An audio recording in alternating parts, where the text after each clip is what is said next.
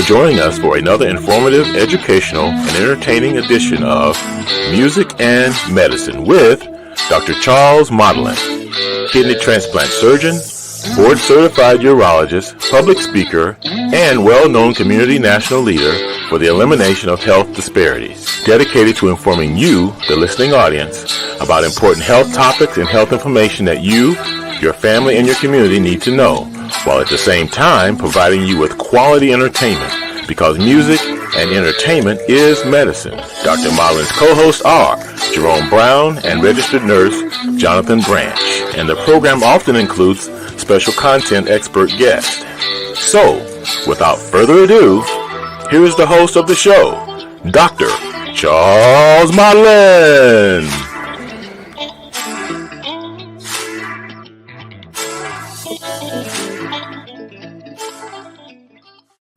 Hey, everybody. Thanks for tuning in for another very informative and informational and educational and entertaining rendition of Music and Medicine. As always, we have a very important program. Tonight, we're going to talk about a very important disease that we think that you should know about, your community should know about, your family should be aware of. It's sickle cell disease. And this is a very important topic that we've been wanting to cover for quite some time. I have a lot of information on sickle cell, but we have a content expert, expert in the field of hematology and sickle cell disease. So we're going to hear directly from the expert, Dr. Tonjeh Bah. She's a hematologist at the Metro Health Medical Center here in Cleveland, Ohio. So with that, I'd like to actually welcome on my co-host, Mr. Jerome Brown. Jerome, are you there? What's going on, doctor? Hey. So this is a very special program in celebration of Christmas, and yes, and it is. So the audience understands, we're pre-taping this evening. This is an also celebration of the upcoming MLK Day and everything that represents. So I have my Christmas tree behind me. Christmas may be over by the time that this is on air, but we have to recognize the holiday season here. Hey, Doc, we just want to know if you're going to do everybody that comes on tonight, are you going to do them like Oprah? You get a car, we got 7 of them, man. So you got 7 cars to get. I already got mine picked out. So, I'm waiting. Little matchbox cars. so yeah, but no, we have a very important musical guest also. Dr. William Henry Caldwell, and we're going to, introduce him in a second. But I wanted to say a few words about Tonjeh Bah, and we're going to go ahead and bring her on as I introduce her. And again, she's a hematologist oncologist from the Metro Health Medical Center, and I'm going to read. I went to the website, and Dr. Bah, she's a graduate from Ross University Medical School. She did her internship at Louisiana State Health Sciences Center in Shreveport, residency in Louisiana State University, fellowship. She's board certified in internal medicine, also American Board of Internal Medicine Hematology. But what I wanted to share with the listening audience, and if anybody wants to read this themselves, you can Google Dr. Tonjeh Bah's, and it's spelled B-A-H, her information on Google. But there are many important patient comments, laudatory comments about Dr. Bah. Best in Ohio, she's world-class, provides world-class quality care. She's nice, she'll go the extra mile for her patients. She's the best provider you can have, and just love everything about her. She cares about her patients. Dr. Bah, listen, she's very interested in your opinion. She educates you and then helps you make the best decision for yourself. She's culturally competent. She's a caring person who I would recommend to any of my family or friends. So, I mean, that says it all. When you can get comments from your patients like that says it all. So, are we able to bring Dr. Bah on now? Is she available? Hey, there you are. Those are some impressive comments from your patients. Outstanding work. Outstanding work. So, thanks for joining us. And you're here with me and Jerome Brown. Dr. Bah, how you doing? I am good, Jerome. Thanks for having me. Good.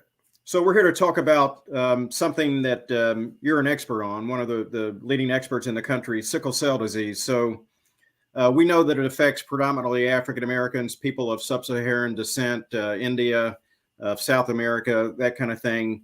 But again, you're the expert. People didn't tune in to hear me talk about it. We want to hear you talk about sickle cell. How much of a problem is it for the Black community, for example?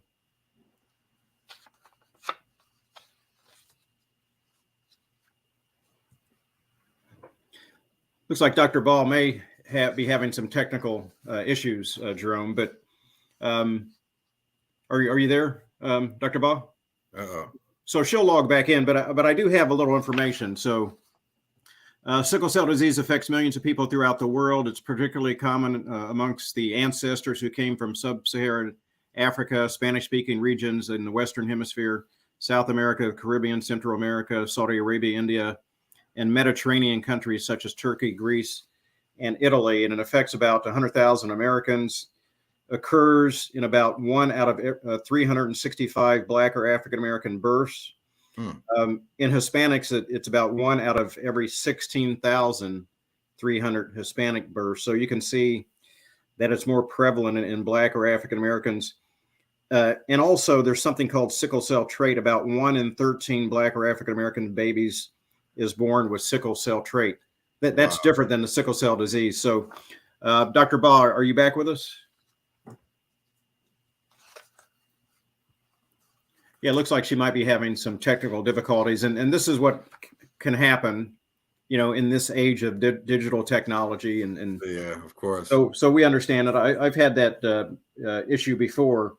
And Dr. Bah, whenever your signal comes back in, just start speaking so we know that you're with us. Okay. And then we'll go to you. But Dr. Bah sees patients at the Metro Health Medical Center. Her phone number where anybody can reach her is 216-778-7328. So again, this is I have a question, Doc. I have a question. Yes. You're a natural person that is not a medical technician or in college. We want to know what exactly is sickle cell. What is that? So it's a hereditary condition. It doesn't occur spontaneously. Again, Dr. Bah would know more about it, but it's a hereditary condition where you can actually, so when somebody is born, you inherit genes from both your mother and your father, and your mother and father can carry the sickle cell gene. If you get a gene from your mother and father, and if they are both the sickle cell gene, then that's called homozygous, and you will develop sickle cell disease. Sickle cell trait is if you just have, and if you have sickle cell disease, you will be symptomatic. Sickle cell trait is when you just have the gene and you're not necessarily symptomatic. You can actually, some people with sickle cell trait will have some minor symptoms. And so sickle cell disease causes malformation of your red blood cells. Your red blood cells are produced by your bone marrow. And because of the trait, they sickle. Normally they should be a concave, like a flying saucer almost. And your red blood cells, there's iron in your red blood cells that actually oxygen attaches onto, that carries oxygen through your bloodstream to your lungs. And when you breathe in, that it attaches to the red blood cells and circulates that oxygen to the rest of your body. And so patients with sickle cell disease, because they don't have the appropriate oxygen carrying capacity on their red blood cells, and because of that sickled shape, when those blood cells get down to the smaller capillaries, they can become lodged and obstruct the flow of blood, and that actually can create intense pain and discomfort. in your joints, in your abdomen. It can affect your kidneys, your spleen, your liver, your lungs, your heart, your brain. I've spent the majority of my career performing kidney transplant surgery, and then there are individuals who wind up developing what we call end-stage renal disease, kidney failure from sickle cell, and some of these individuals require kidney transplant. Is Dr. Bah back with us? I'm not sure if she's able to hear us or not, but can you hear us, Dr. Bah? And what happens is a lot of these individuals, they have repeated sickle cell crisis, and again, that's where their blood it's more viscous, it's thicker, and it becomes very sluggish.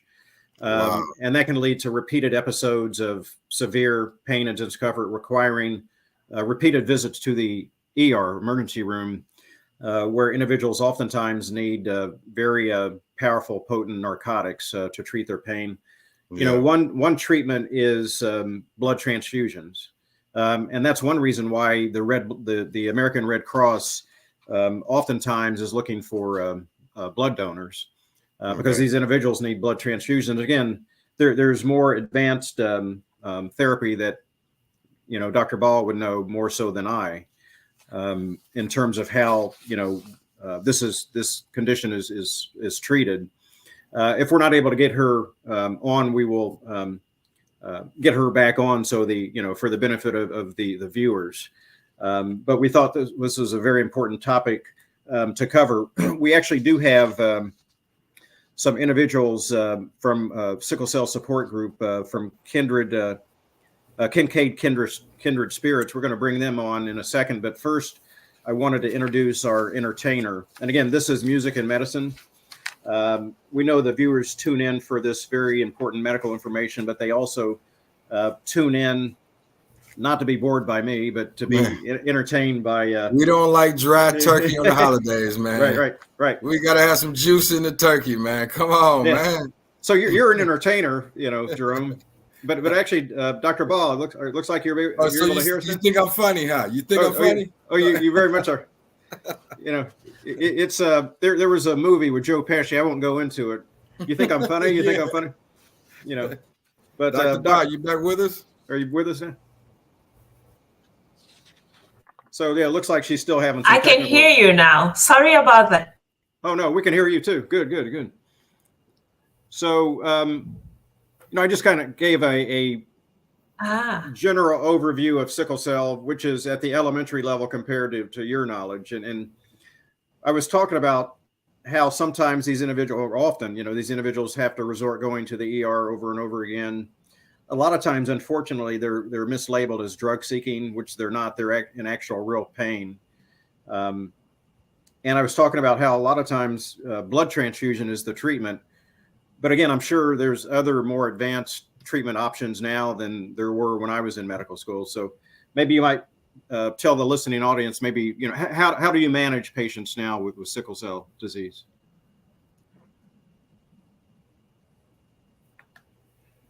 So, Dr. Modlin, you are right. In the past, we have used blood transfusion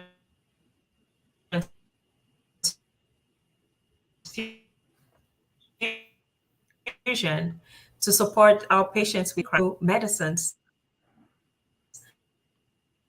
that are used to, to support sickle cell, like to support our patients.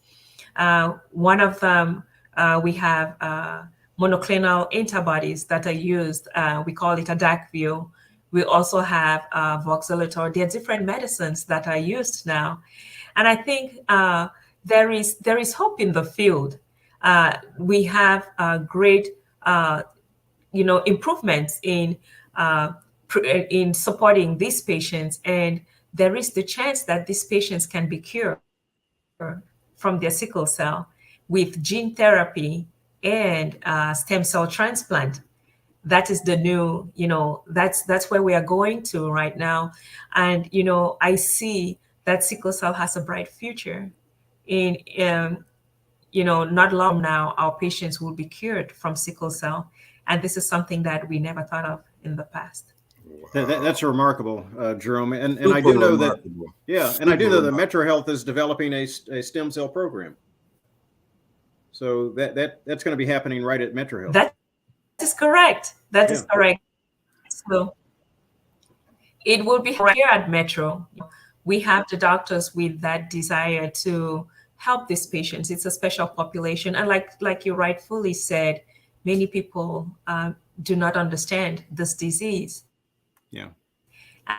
And they mislabel them, but I've been big hard to make change. Yeah. Hey, So, Dr. Bah, sure, yeah. What caused you to get into the field? What's your passion? Yes, Jerome.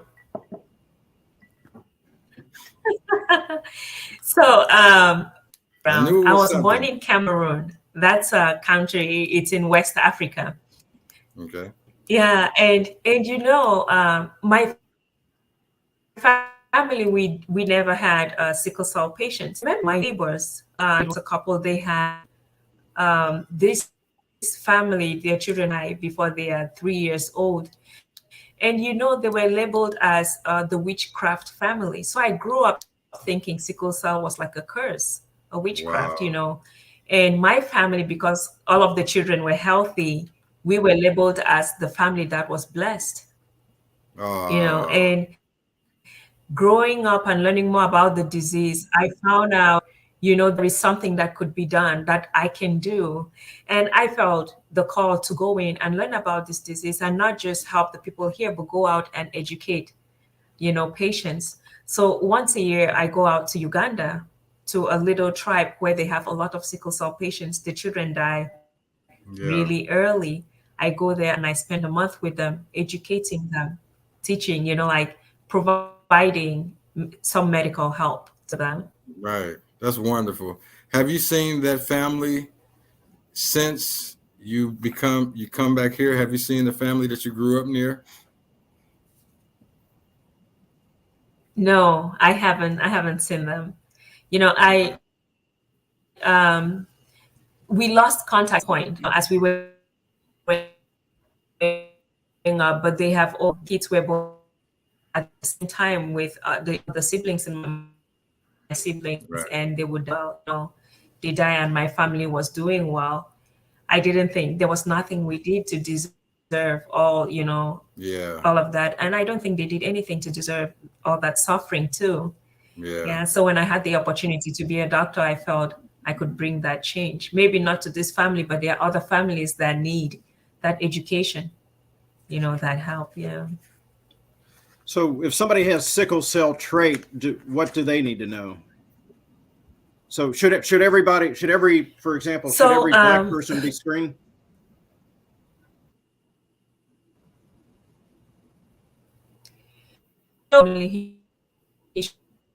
I recommend you're screened.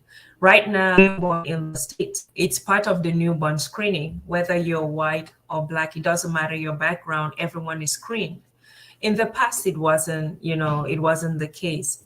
So what I strongly recommend, there's a family history of sickle, I recommend you take the test, because this will help you, first of all, to make life-changing decisions, the person you marry. Like two carriers, if they get married, there's a 50% chance of, there's a 50% chance of having a child with a carrier, and a 25% chance of having a child with full-blown sickle cell. And I think if you know that you will bring a child into the world who will suffer from the time they are born, you will not want to do that. I mean, you will rethink your decision in marriage. So, So we will be providing free sickle cell screenings at our upcoming Minority Men's Health Fair at Metro, Thursday, April the 27th. It's going to be at 3 Metro Health locations, the main campus on West 25th Street, Cleveland Heights location in Ohio City. Again, that health fair, it's called the Minority Men's Health Fair. It's actually open to everyone, regardless of race, ethnicity, and women are welcome also. So that is one of the screenings that's going to be made available. Okay. So this is very important information that is being presented. I want to bring in somebody who's been waiting in the wings, and we've been waiting for him for quite some time to get party him. Time. It's party time. Dr. Party William, time. Yeah, Dr. William Henry Caldwell. And he has a very impressive resume and CV. I'm not going to read everything, but he's a resident conductor for the MLK, Martin Luther King Celebration Chorus, for the Cleveland Orchestra, and the Classic Roots Community Chorus for the Cincinnati Symphony Orchestra. He maintains a very active schedule as a lyric baritone, and maybe he'll share that baritone voice with us very briefly. We'll see. He's going to ask for a couple of dollars, man. Yeah. He's had recent engagements with the Cleveland Orchestra, the Dayton Philharmonic. He's traveled the world. He's a retired full professor of music at Central State University in Wilberforce, Ohio. I mean, this guy has so many accomplishments. He holds degrees from Stillman College, magna cum laude from there, University of Texas, vocal performance. He studied in Italy, Switzerland, toured extensively throughout Europe, the United States, Asia, and the list goes on and on. I would actually recommend that you and the audience, Google Dr. Caldwell to even learn more about him. So with that, can we bring Dr. Caldwell to the stage? Oh, there he is. There he is. Oh man, the man. The man with the $1 million hair. Yeah. The $1 million hair. I call this my pandemic hair. I did not get a haircut during the pandemic at all because I didn't go to the barbershop. So what you see is what you get. But thank you so much for reaching out. Dr. Bah, I wanted to ask you some questions, even though I'm going to talk about music, but my niece has sickle cell, and she's about almost 48 or 49, but she still has times when her body just kind of shut down. And I've heard about this all my life, so it was very good to hear you speak on it, and I feel better because I was under the impression that African Americans got sickle cell because where we came from, we needed the sickle cell to fight off malaria. Now, is that true? Was that true? Give us some time here. Okay.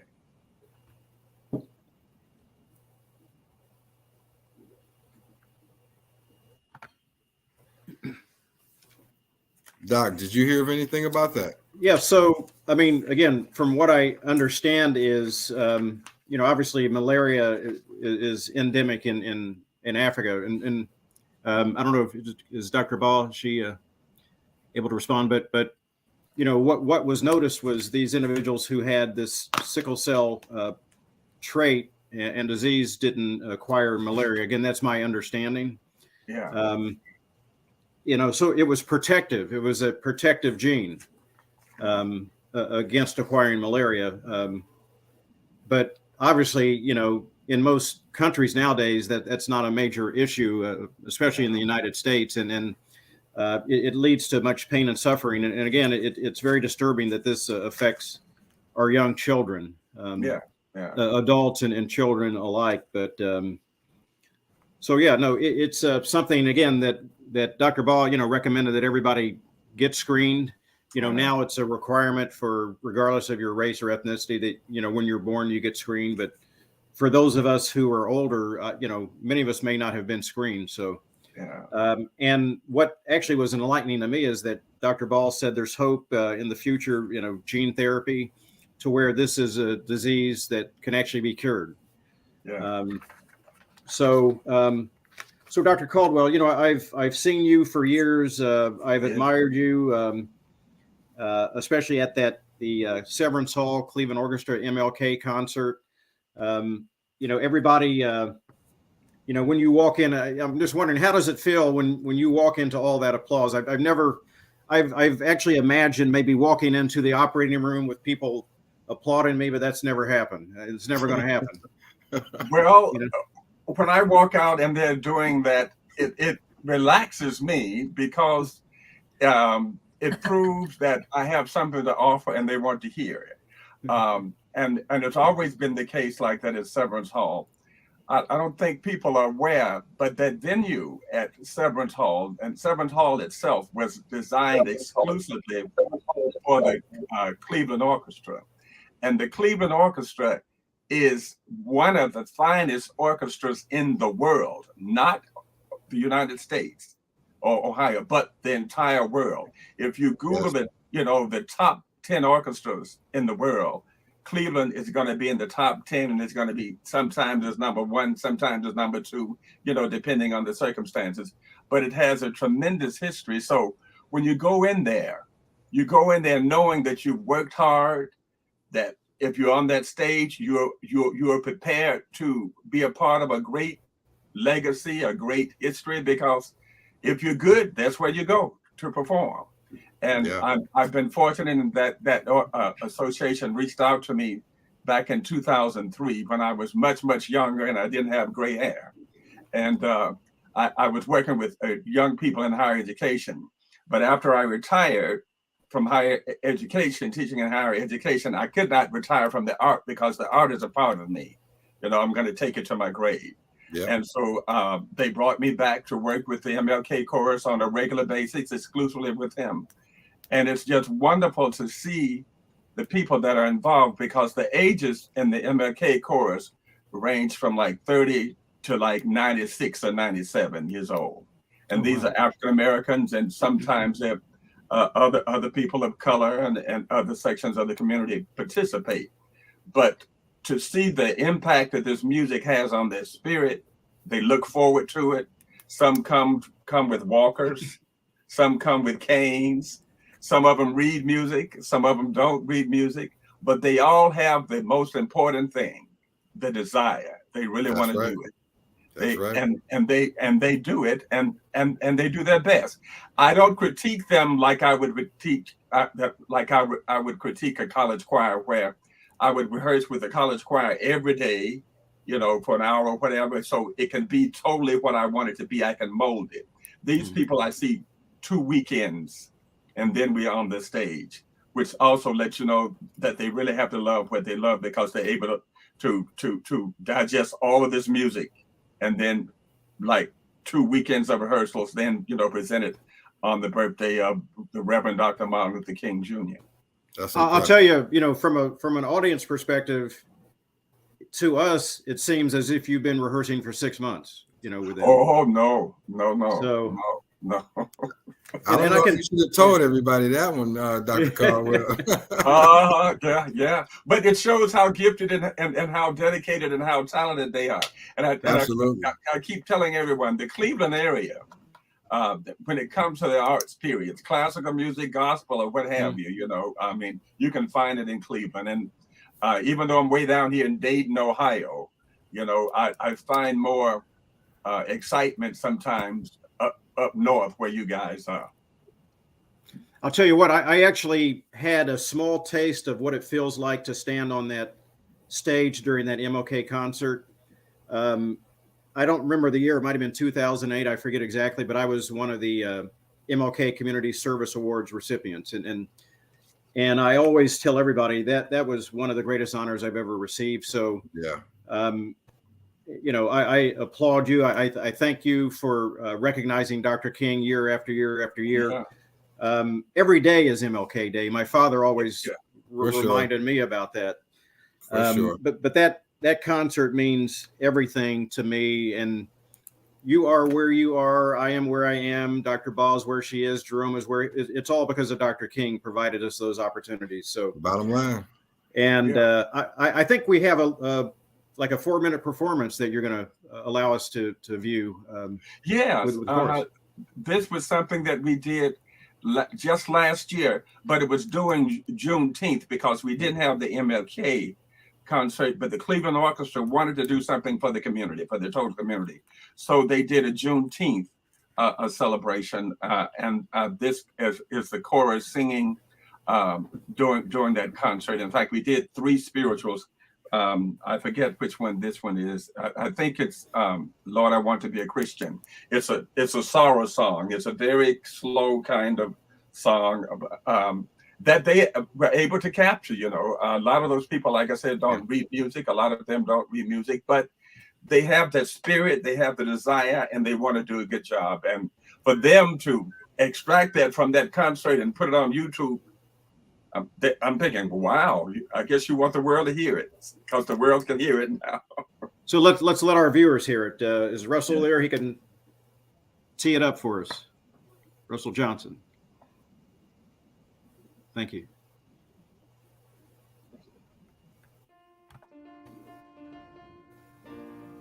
Oh, this would be certainly Lord. Yes, good.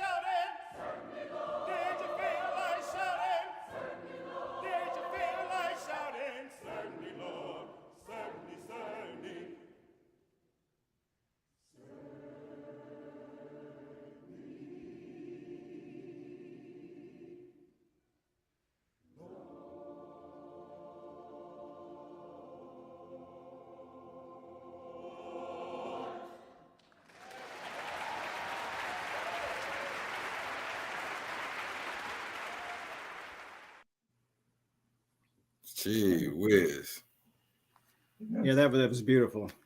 Thank you. So a question that I've always had, and when you go off and then come back, for the audiences for your encore, and this is a silly question, and do you already know how many times you're going to come back, or is that the spur of the moment? How many times you're going to come back? I don't know.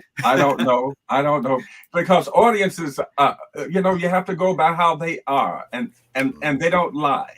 They don't lie. You can tell when there is a popular person on stage and someone has a cousin or a relative up there. You may hear them loud in the hall yelling. But for people that really don't know you and they respect what you do, and they just like the guys sitting on stage, that they've never heard that music before, but they are captivated by it. In fact, afterwards they'll tell me how much they enjoyed it and so forth. So I have no idea how long that applause is going to go. I have no idea. So Dr. Bah, we're physicians. We're going to have to start taking bows and encores. I think. So we can see what that feels like. Jerome, what do you think? Hey, you guys deserve so much more. I mean, all jokes aside, the medical, our teachers, people like that are underappreciated. You guys have found like some way to channel all of that inside and help others, and don't get a lot of accolades for it. So I think y'all should get a couple trophies and some flowers, of course. And like I said, I was only joking because the satisfaction is taken care of. Dr. Martin Luther King Day with Dr. William Caldwell featuring Dr. Charles Modlin and Dr. Bah coming to you see what I'm saying? Yeah. A lot of people don't remember or they have a tendency to forget that Dr. King's wife could have very easily performed with that choir, the Martin Luther King Celebration Choir. She was a classically trained opera singer. She was a soprano. Coretta Scott King was a soprano, and very talented. In fact, that Ebenezer Baptist Church, and I'm proud of the fact that Dr. King's wife and Andrew Young's wife all came from my neck of the woods. I'm originally from a place called Demopolis, Alabama.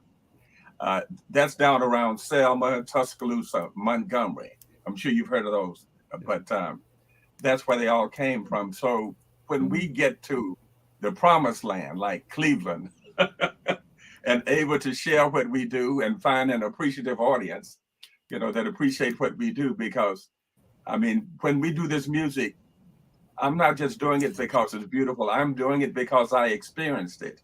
Yeah. I experienced the segregation. I went to a segregated high school until I was in the 10th grade. And then the 11th and 12th grade, I had to go to an integrated high school. And I didn't want to go because where I came from was much better than where I was going. For sure. Yeah, much better. Even the facilities. Sometimes people think, now, how can that be? No, where I came from, the African Americans were in a better building. We had more art, all those kinds of things that you can do. And then you go to another school, and they don't have that, and then you don't have that opportunity. I went to a school where they did not want blacks and whites singing together, so I didn't get to sing until I started going to college. So that's another story. So I love Cleveland for allowing me to continue my art and everything. And we want to see you continue this for another 50 years up here, this MLK concert. Yes.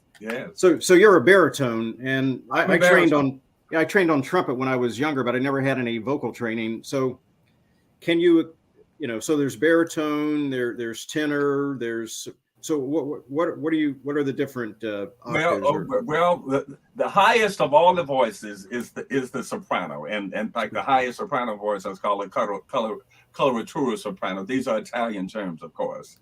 Okay. And the lowest voice is the basso profundo. Now, when it comes to male voices, you get tenor. You have tenor, baritone, bass, a dramatic baritone, or a dramatic bass. These are terms associated with the male voice. Now, even though you may hear women say they sing baritone and tenor and so forth, they have the range to do it, but you wouldn't call them a tenor or bass. You'd just say they are contralto, or something like that. So I'm a baritone. I don't sing as high as a tenor, and I don't sing as low as a bass. My voice is not as deep as Paul Robeson, and it's not as high as Eddie Kendricks with the Temptations, if that can help you. So I'll tell you. Yeah, I'll tell you what. I mean, contralto. One of my favorite female singers, Karen Carpenter. Oh, yes. I think she was a contralto, from what I understand. Yes, and very melodious voice, very easy listening. Oh, very much so. Yeah, I particularly enjoy her singing during the holidays. Late Karen Carpenter. Yeah. Yes, exactly. So what is again? You don't, I don't want to put you on the spot, but what? Yeah. So what you got for us, man? Yeah. What does a baritone sound like? Yeah. What's a baritone sound like? A baritone voice. We wish you a Merry Christmas. We wish you a Merry Christmas. We wish you a Merry Christmas and a Happy New Year. That's a baritone. There we go. I think, Jerome, before Dr. Caldwell came on, you were saying that you're a baritone also. Let me hear what. I was saying that Dr. Bah had the smile of a soprano, so I wanted to hear what Dr. Bah had for the holidays. She like she could sing as well.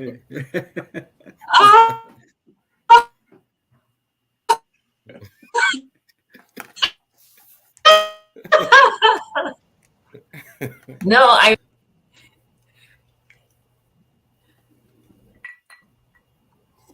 Well, you know what, Jerome, I understand. We wish you a Merry Christmas. We wish you a Merry Christmas. I told you. I told you. See? So, Jerome, we have a couple other guests here from Kincaid Kindred Spirits. support group, sickle cell Absolutely. support group. Couple of great people, actually. Yeah, can we bring them on? They wanted to be part of the program tonight, and they have some important information to share.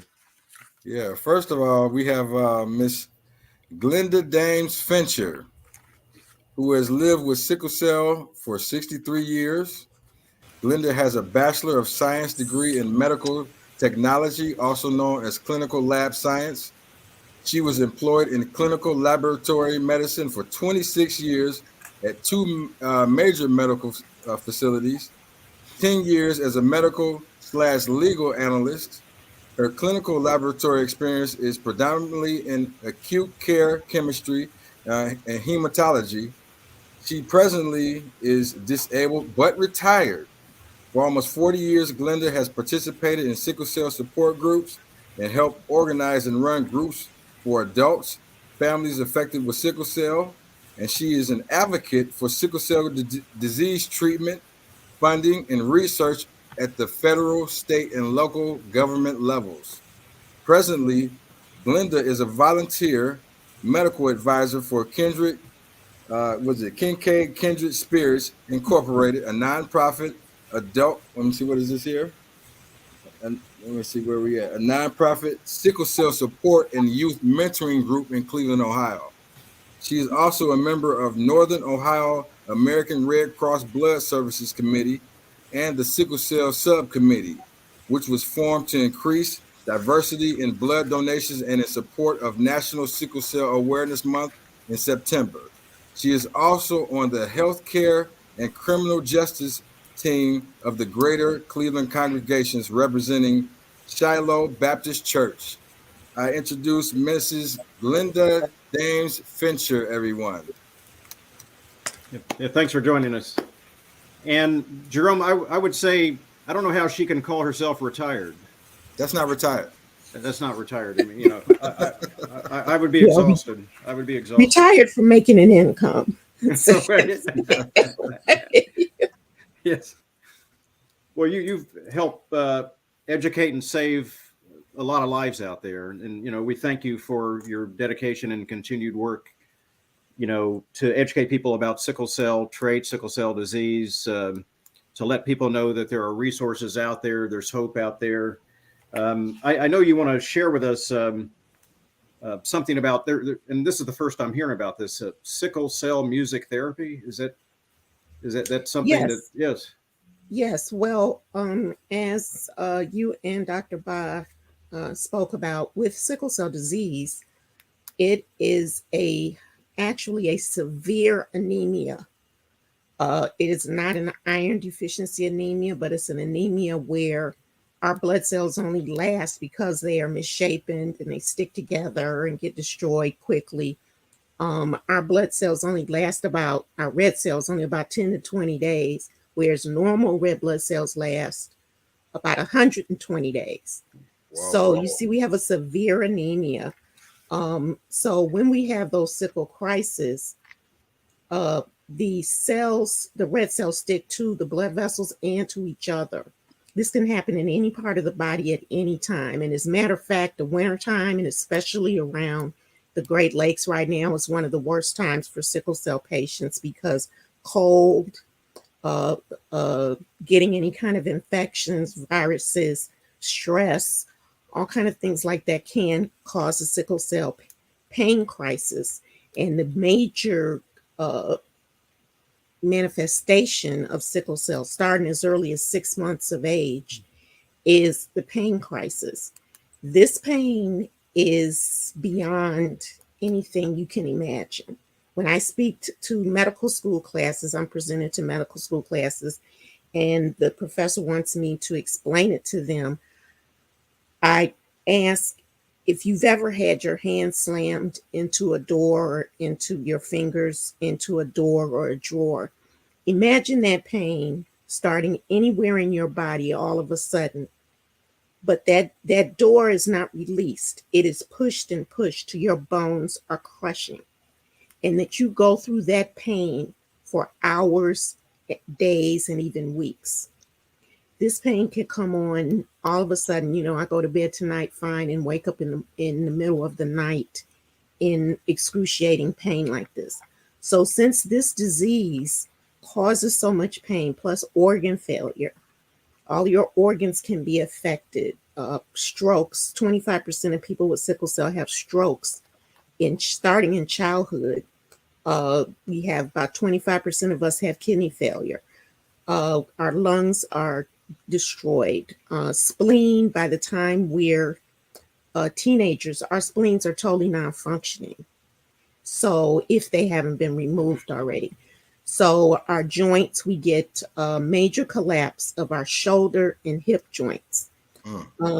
And we know people, as another person that's going to be on here in a few minutes, whose children that I know, whose son is the vice president of our group, and one of his children who passed, and we were very close, she said one time, sickle cell can cause unbearable pain that laughs at morphine. Jesus. That is how bad it is. If I have a sickle cell crisis that I cannot control at home with medication, I have to go to the hospital. They start me on Dilaudid, which is synthetic morphine, which is 10 times stronger than regular morphine. I'm not a drug addict, never have been. Less than 5% of sickle cell patients end up having any drug problems, but we are discriminated against. We are abused even. Some die being refused care all over this country every day. Because at times we require strong narcotics, and because the majority of us are of color. So the pain situation can get you to the point where even as a teenager, you're considering suicide. So I've talked people out of it. We've talked people out of it in our support group meetings from killing themselves. And we have people come to our adult support group meetings. They bring a kid or teenager there, and they're shocked that there's some of us with degrees, that we have homes, we have children, families. They're like, you mean I can get to that? And as far as the cures that are out there, University Hospitals has been doing bone marrow transplantation of sickle cell patients, curing sickle cell patients for about 15 years. The thing is most of us, and it's been done all over the world for a good 15 years for cures, but the majority of us do not have a good match donor. And so there's actually few of us that actually get the cure. The gene therapy is still in research and in clinical trials. So that's another thing we have besides the medications that the doctor mentioned. The biggest thing is the blood transfusions are still used. I've had over 600 units. I get 2 units of red blood cells every 4 weeks for over 20 years. Otherwise, I would have had my foot cut off from leg wounds. We get severe wounds worse than diabetics. I'd be blind. And by now, I'd be in heart failure. I've also survived multiple organ failures. When you speak about music, I used to sing. I had voice lessons at Cleveland Music School Settlement. I sang in my church, Shiloh Baptist Church, starting even in childhood. But when I got multiple organ failure about a decade ago, only about 5% of us with sickle cell survived that. But those that survive, their kidney function doesn't come back. Well, God said different with me, and the doctors at university hospitals are shocked because we have an adult program and a pediatric program for sickle cell at UH, and UH has one of the oldest and best pediatric programs for sickle cell in the country. And so they were shocked that I survived and my kidney function came back, but I had gangrene of my hands and feet. They were black as coal. I still have my hands and feet. God said different, but it took the septum out of the inside of my nose and partially down my throat. So my voice is now. Not hey, singing. I was just going to ask you to hit a soprano note. What are you talking about? It might go away, especially since my son. No. But we have, since pain is such a horrible part of this disease, we have a music therapist at university hospitals. His name is Samuel Rogers Melnick. He actually, that's been almost a decade ago, he started a research study about using music therapy to help with sickle cell pain crisis. Because at this point, I don't usually have pain crisis. The transfusions keep me stable there. That doesn't work for everybody, but I have chronic pain from the neuropathy from the gangrene. And so we have different types of pain. And since I'm 63, which is actually very old for sickle cell, the average age now is mid 30s to mid 40s. And but there's some of us that, get older, but we're rare. And you end up just having more and more chronic pain. So Samuel Rogers Melnick did a research study about how would music therapy help us. He has become a nationally sought after speaker. He is internationally in international and national journals. And there's a clip that I'd like you to show from him talking about doing the therapy. Okay. You might demonstrate a little bit for us what it's like to be in a session with you. What are the kinds of tools that you might bring to a session with an adult? Sure. And building off of what Jasmine was saying, a few years ago, I was curious about when you're developing a study, it's important to consider what kind of music am I going to use, right? And so you look to the literature. Well, what is the music you're supposed to use for pain management and relaxation? Oh, it should be slow, orchestral, light piano. You start looking at these studies, then hopefully they have like a table 1 of like patient demographics, and it's mostly people that look like me or college students, and they don't report the racial demographics, right? So the patients that we work with are not represented in the pain management literature, right?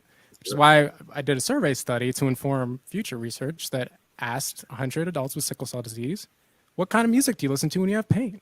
Like, tell me the specific song and we'll analyze it. It's mostly hip hop, it's gospel, it's R&B, it's 808s, it's drum machines, it's this kind of stuff. And so I've seen things where music therapists said they weren't going to learn that kind of music. And I'm like, what do you mean you're not going to learn that kind of music? Like, you have to be willing to encounter the patient's preferred music to make a difference, right? And so building off that, my very first study was, all right, let's take these genres that these patients particularly prefer, hip hop, gospel, R&B, jazz, and soul. You wanted to marry the creativity that happens in a normal music therapy session with as much standardization as you can put into a randomized control trial. So if you imagine like a 20-minute piece of music, and these are exactly 20 minutes, it starts out at like 70 beats per minute, and then it like descends to like real chill at like 50, and then it comes back up. So same length, same beat transformation, same tempo changes in all 5 tracks, but the genre is personalized. And then to take it a step further to make it more active, we would use GarageBand and using a diatonic keyboard, so no wrong notes. I get one side, the patient gets the other side. Just do a headphone splitter out, right? And we could have a jam session that kind of sounds like this. So this is an example of the gospel intervention, and it's going to kind of go from tempo to tempo in a rapid pace. So it would sound like this.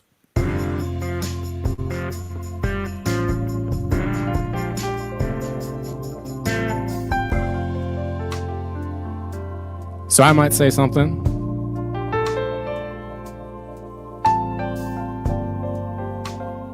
I'd invite the patient to say something back.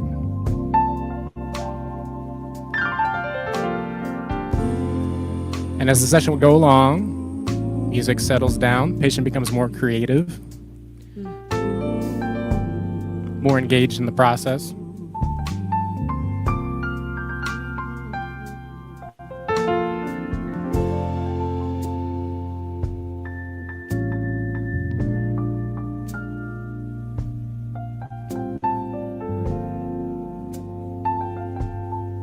So no musical training needed in this kind of experience. So this is like 55 beats per minute.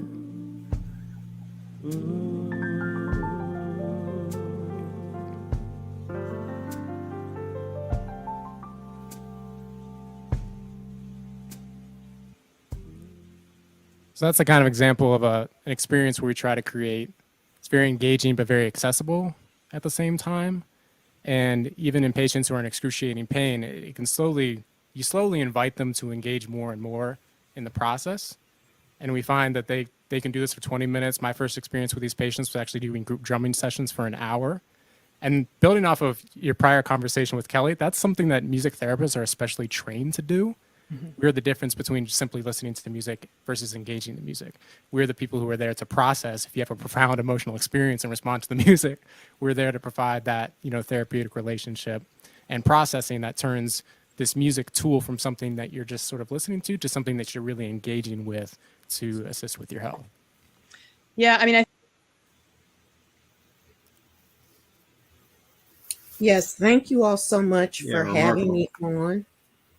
Thank you. Thank you all so much for having me on.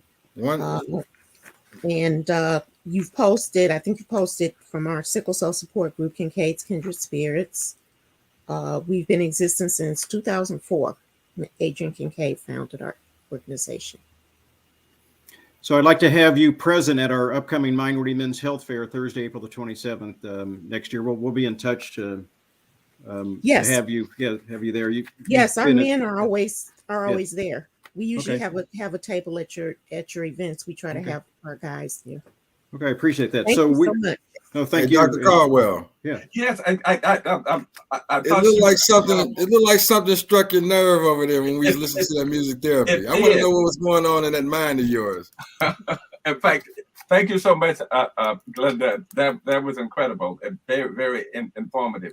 When they showed the guy holding up the little pad, just playing any note randomly, that was achieved by playing only the black notes on the piano, any chord that, in fact, the pentatonic scale. That's something we brought from Africa in our spirit. And that's the kind of thing that if you when you go to these churches and so forth and you see people singing in various keys and so forth, the person sits down, that's because they have a mastery of those black keys. That's the E flat, the D flat, the A flat, the B flat, that kind of thing. So he was able to push any key on that little pad he had, but it would still sound good because it was a part of the pentatonic scale. Wow. I knew you had caught something. Like, wait a minute. Yeah, in fact, I'd never seen that done before. And I went, oh my goodness. Yeah. Now, my question, if this is okay, if I can ask this, of course. When you do the music therapy like this, does it ease the pain or does it just take your mind off of it? What it does is it is a distraction. Before they even had all of this, I was born in 1959. At 5 years old, I was starting to have pain crisis. I automatically knew having my dogs, having my dog in the bed with me that I could pet. That was the only time they were allowed in the bed. The other thing was TV or music. And what Sam has done has actually researched it and shown how this helps us, because sickle cell patients are treated by the same people that treat cancer, hem-oncs, but we tend to be left out of all of those other services that cancer patients are offered. In a lot of places, we're left out of that, and we really need that these pain management skills. And that's what he has done and is still doing. I mean, I can't say enough about Sam and the work that he's done. We've also got people, we can maybe have some people on your show another time that have sickle cell that he shows them performing, everything from spoken word to, singing and so forth. But yes, Mr. Allen, who you have on next. Yeah, let's have him come on. Yeah, Mr. Allen. Yeah. All right, Mr. Allen. Is he still there? Yes. I'm here. Okay, we can't see you on camera here. Your camera's on the floor. Oh, dogs. Hold on, sorry. Hey, Either the hey, floor or man, the floor or the ceiling, you know. we got to be careful what's going on around here.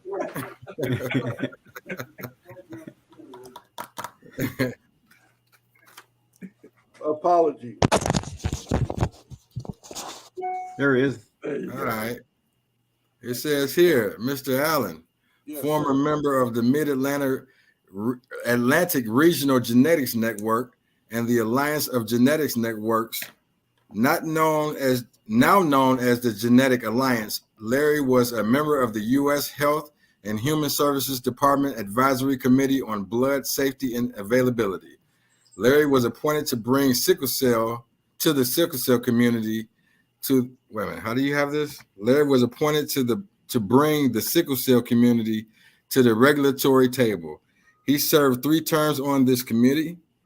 Over the last 40 years, he and his wife have worked with sickle cell organizations in Ohio, Maryland, DC, Richmond, and North Carolina, hoping to connect the sickle cell community to a better level of care.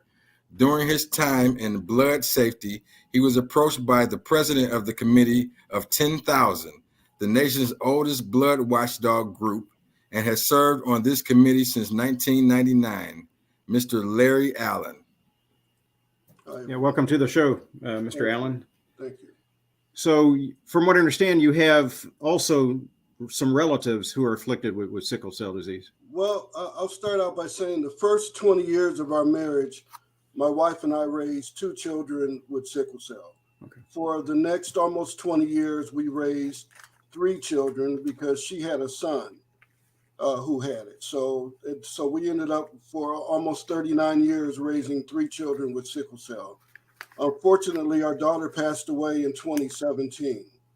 Mom and I are both from Cleveland, but we've left Cleveland twice because we ran up against the wall in terms of finding the level of care they needed at that point in their life. Complications, as you mentioned, kidney failure earlier, both you and Glinda mentioned that.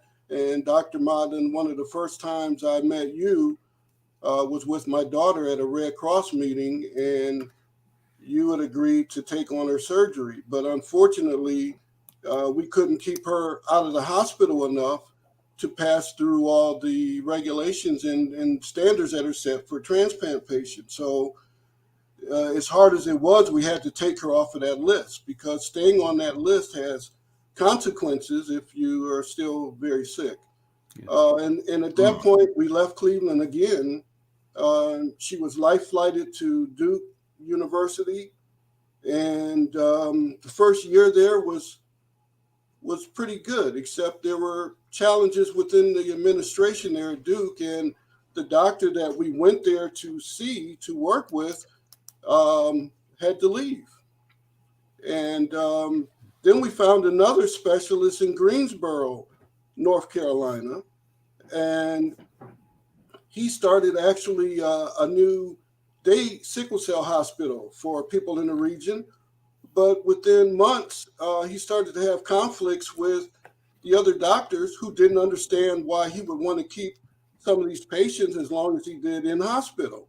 Once you really take on the job of taking care of these patients, that you feel a certain level of responsibility that many of these doctors simply do not feel. So as a result, he literally was removed from his position with the hospital he started, and they turned it over to people who just weren't as experienced as he was. So, it's unfortunate that that's been an issue. What we all have to understand is 40, 50 years ago, sickle cell was considered mostly a pediatric disease. A lot of these patients didn't live into their 60s like Glinda. So these urban hospitals were not prepared for this large onslaught of adult patients with sickle cell and all the demands that come with that. And that, along with just plain out bias, allowed a lot of these patients to be treated poorly, continuously. You will talk to people who have gone through excellent pediatric care, and then they move on to adult care, and all of a sudden now they're liars, they're thieves, they're drug dealers. It's amazing what happens to these kids just going from the pediatric end of the hospital to the adult care that they get in the same hospital, the very same hospital. So that's what's gone on for decades in our families, touring, going through this process. And if it weren't for people like Glinda and Adrian, who literally reach out and push people to go past their comfort level. You got to understand, I'm not telling any of you anything new, but once you've been beaten down and told this is who you are, this is how I'm going to treat you, it's hard to believe you're going to get better care somewhere else. So you give up. You touched on some important things that I'm aware of. Like you said, that this generally starts, in kids at very young ages. And one thing I do know is that when the kids age out of that pediatric age range, sometimes the pediatricians and hematologists let them stay under their care until the early 20s, mid 20s, but then they age out into adulthood. And there are very few resources out there. And that's why we do need more hematologists, like Dr. Bah. We do need specialized sickle cell treatment centers for adults also. And these centers have to not only include hematologists, but also psychologists, social workers, pain management specialists. A whole team needs to come together to manage these individuals. General surgeons, urologists, pulmonologists, cardiologists.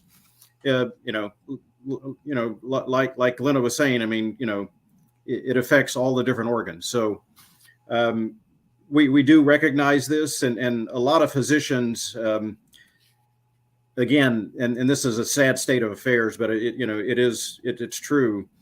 We need to also better educate physicians, healthcare providers, and make them more culturally competent and get past their unconscious biases that these individuals are drug seeking because they keep on going back to the ER and requiring narcotics. So there's a lot of work that we need to do on our end as healthcare providers, and I encourage you to continue doing your work.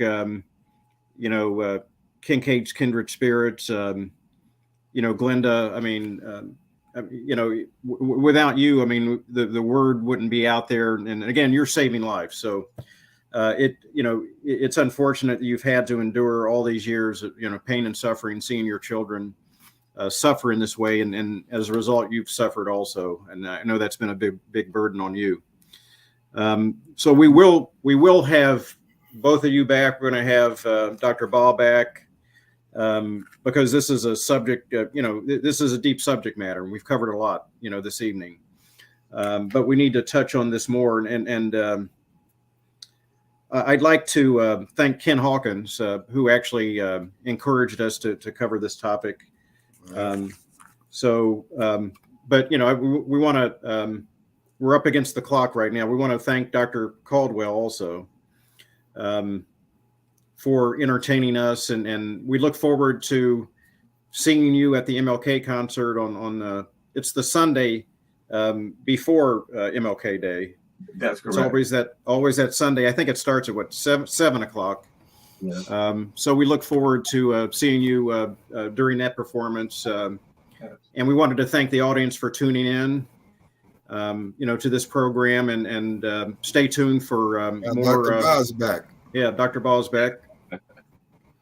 So, thank you, Dr. Bah, for your contributing to this show, and we're going to have you all back on. And again, thank you, Dr. Caldwell, Larry Allen, Glinda Dames-Fincher, Jerome, as always, a great co-host.